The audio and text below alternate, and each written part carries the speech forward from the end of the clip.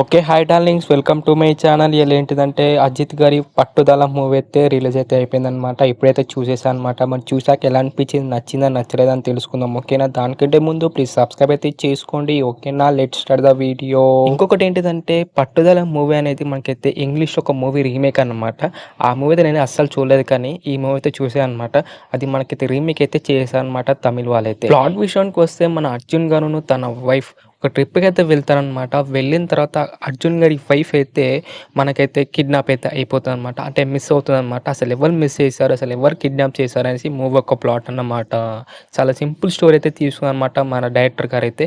మరి plus points ఏంది, minus points ఏందని తెలుసుకుందాం. ఓకేనా? ఫస్ట్ మనం ప్లస్ పాయింట్ నుంచి మాట్లాడుకుంటే ఫస్ట్ హాఫ్ అయితే చాలా బాగా అయితే రాసుకున్నారనమాట. ఇంట్రెస్టింగ్ స్క్రీన్ ప్లే ఉంటదనమాట. కొన్ని థ్రిల్లింగ్ సీన్స్ కూడా చాలా బాగా అయితే రాసుకున్నారు. కొన్ని యాక్షన్ సీక్వెన్స్ కూడా చాలా బాగా అనిపించాయి నాకైతే. అలాగే మనకైతే ప్రీ ఇంటర్వల్, ఇంటర్వల్ సీక్వెన్స్ కూడా చాలా బాగుందనమాట. కొన్ని ట్విస్ట్ కూడా చాలా బాగా అనిపించాయి నాకైతే. అలాగే మనకు సెకండ్ హాఫ్ గురించి మాట్లాడుకుంటే మనకు సెకండ్ హాఫ్లో అయితే కొన్ని 2-3 సీన్స్ ఉంటాయి. అది చాలా బాగా రాసుకున్నమాట. సెకండ్ హాఫ్లో మెయిన్ టు మెయిన్ మాట్లాడుకోవాల్సింది ఏంటిదంటే మనకు ఆ కార్ సీక్వెన్స్ అనమాట. కార్ సీక్వెన్స్ అయితే చాలా రియలిస్టిక్ అయితే ఉంటుంది అనమాట.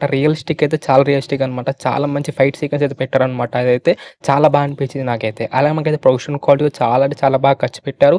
అండ్ మనకైతే సినిమాటోగ్రఫీ అయితే నెక్స్ట్ లెవెల్ అనిపించింది నాకైతే. ఇవే నాకైతే ప్లస్ పాయింట్ అయితే అనిపించింది అనమాట. మైనస్ పాయింట్ గురించి మాట్లాడుకుంటే సెకండ్ హాఫ్ గురించి మాట్లాడుకోవాలన్నమాట. చాలా అంటే చాలా ఓపిక ఉండాలన్నమాట మూవీ చూడాలంటే. ఎందుకంటే అంత స్లో నరేషన్ అయితే ఉంటుంది అనమాట. ఒక్కటి కూడా మనకి థ్రిల్లింగ్ సీన్స్ అయితే అస్సలు రాలేదన్నమాట. సెకండ్ హాఫ్ లో కార్ సీక్వెన్స్ తప్ప మనకైతే పెద్దగా అయితే ఏమి ఉండదు అనమాట. అలాగే మనకి క్లైమాక్స్ కూడా మనకి చాలా అంటే చాలా రొటీన్ అయితే క్లైమాక్స్ అయితే అయిపోతుంది అనమాట. మనకి సెకండ్ హాఫ్ అంతా చాలా అంటే చాలా ఫ్లాట్ గా వెళ్తుంది అనమాట. అండ్ కొన్ని ఎమోషనల్ సీన్స్ వర్కౌట్ చేద్దాం అనుకున్నారు, కానీ అసలు వర్కౌట్ అయితే అస్సలు కాలేదన్నమాట. ఎమోషనల్ సీన్స్ అయితే రజనీ గారును అర్జున్ గారు అయితే ఉంటారనమాట. అసలు ఎందుకున్నారో, ఎందుకు యాక్టింగ్ చేసారో వాళ్ళకే తెలియాలన్నమాట.